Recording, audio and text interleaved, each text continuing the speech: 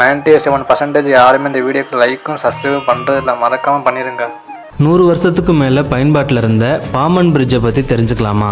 1911 British ஆட்சி காலத்தில் இலங்கையோட வர்த்தகம் செய்கிறதுக்காக இந்திய ரயில்வேயால் பாமன் பாலத்தோட கட்டுமான பணி தொடங்கப்பட்டுச்சு. 1914 பிப்ரவரி 24 இந்தியாவோட ஃபர்ஸ்ட் ரயில் பாலமாக பாமன் பாலமாக அதிகாரப்பூர்வமாக ஓப்பன் பண்ணாங்க.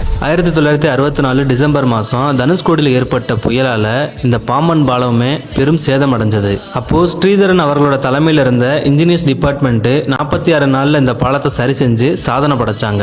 1988 அக்டோபர் 2 இந்த ரயில்வே பாலத்துக்கு பக்கத்துல அன்னை இந்திரா காந்தி சாலை பாலம் வந்து அப்போ இருந்த பிரைம் மினிஸ்டர் ராஜீவ் காந்தியால ஓபன் பண்ணாங்க. 2020 இந்த பழைய பாமன் பாலம் ரொம்ப பழுதடைஞ்சதுனால புதுசா செங்குத்து தூக்கு பாலம் கட்ட ஸ்டார்ட் பண்ணாங்க. 2025 April 6 prime minister Narendra Modi அவர்களால் இந்த செங்குத்து பாலம் அதிகாரப்பூர்வமா ஓபன் பண்ணாங்க. ஜெர்மன் இன்ஜினியர் வில்லியம் செர்சர் உருவாக்கின இந்த அமைப்புல பழைய பாலம்ல கப்பல்கள் போறப்ப நடுப்பகுதி 2 சைடுமே உயர்த்தப்பட்டு கப்பல்களுக்கு வழிவிடும். அமெரிக்காவோட புளோரிடா அப்புறம் மெக்சிகோ வளைகுடா இதுக்கு அடுத்தபடியா அதிக உப்புத்தன்மையும் அரிப்புத்தன்மையும் கொண்ட கடல் பகுதி பாமன் கடல் பகுதி தான்.